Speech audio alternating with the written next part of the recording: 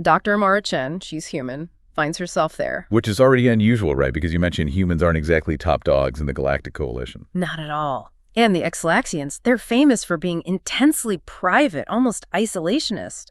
So before Amara even gets into the chamber, Ambassador Norin gives her the rundown. Very strict rules. Oh yeah, like no direct eye contact. Speak only when spoken to. And the big one, absolutely under no circumstances, touch the queen. Yeah, that last one. That's the core of it, isn't it? The physical contact thing. It's totally central. For the Exalaxians, it's not just like bad manners, it's a fundamental taboo, a sacrilege even. And you said this tradition goes back how long? 10,000 years, imagine that. 10 millennia of this belief that royalty must remain untouched. That's a huge weight of cultural history right there. Wow. And the chamber itself must have been something else. Oh, the description is incredible. This vast space, almost beyond comprehension, filled with hundreds of these Exalaxian nobles. And they're described as bioluminescent, shimmering. Yeah, shimmering with anxiety and suspicion as Amara, this lone human, is brought in. And there's the queen, Zarvex, on the dais.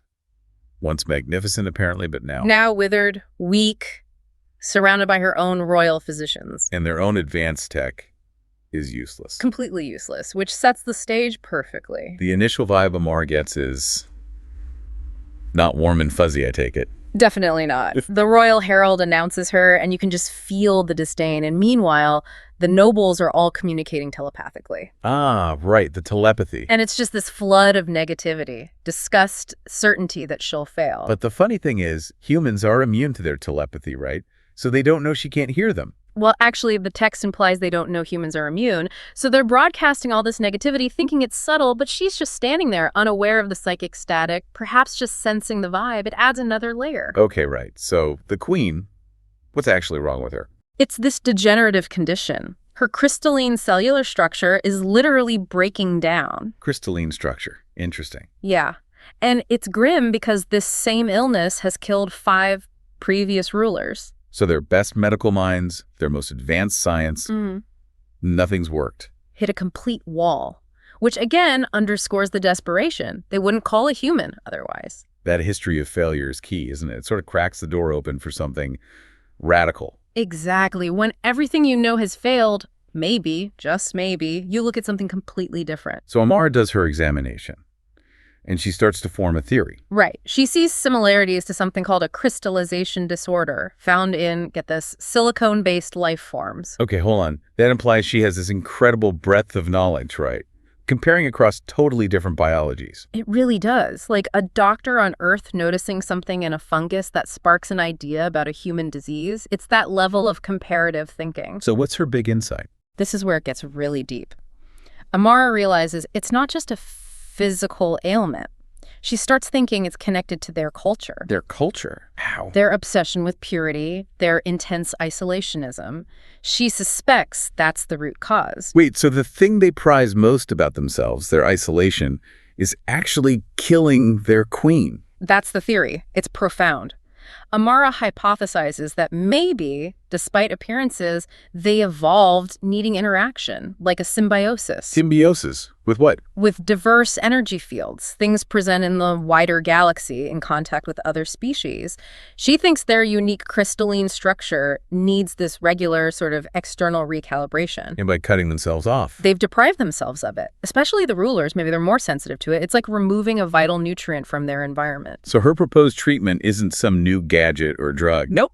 It's direct physical intervention touching the queen. Which is the one thing she was explicitly told not to do. Exactly. She believes this direct contact is the only way to reintroduce that necessary energetic exchange to kind of jumpstart the healing. The reaction must have been explosive. Yeah.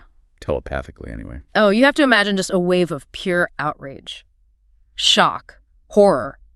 The first minister, probably leading the charge, mentally screaming about the 10,000 years of tradition. It's life-saving treatment versus the absolute bedrock of their society. A massive conflict. But Amara sees the queen is fading right there, right then. And she acts.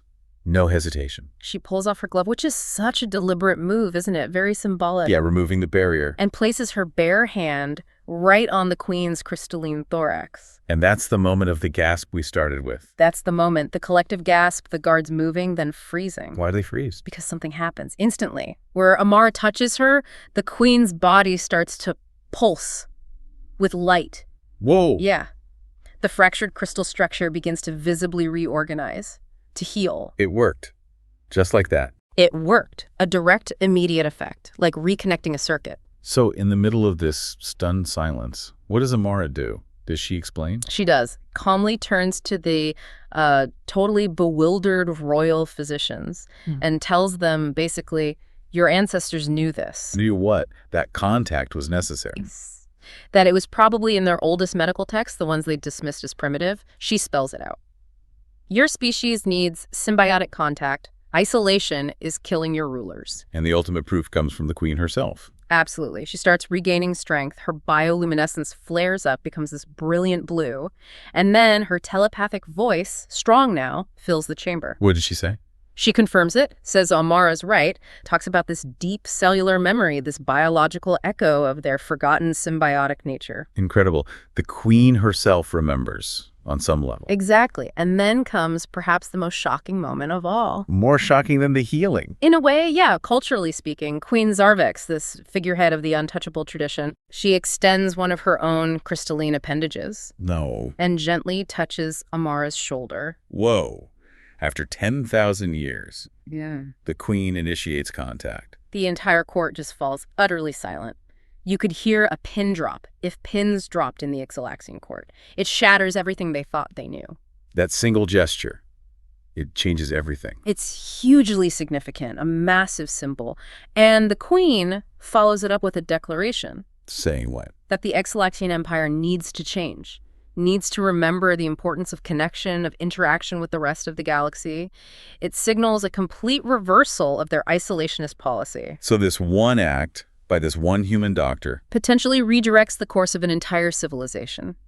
And you can bet the news spread like wildfire through the Galactic Coalition. the human doctor who broke the unbreakable taboo and saved the queen. What a story. It really is. It's got galaxy-altering implications packed into this personal encounter. So pulling back, what's the big takeaway here for you, for us listening?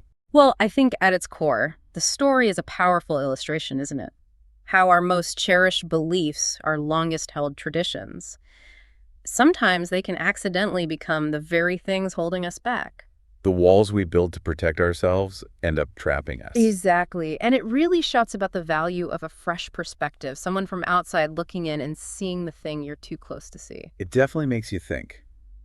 For you listening, maybe consider your own world, your own job, your own field. Are there assumptions you just take for granted? Yeah, things everyone knows are true, but maybe they aren't. Or at least maybe they're limiting. Could an outside view, an unconventional approach, unlock something important? Where might we be missing a breakthrough because we're stuck in our ways? And that leads to a final thought, maybe a bit provocative. What ideas or practices in our world, in our society, or even our own lives are kind of untouchable? Things we don't question. Right. Things we just accept. What if some of those need a metaphorical touch?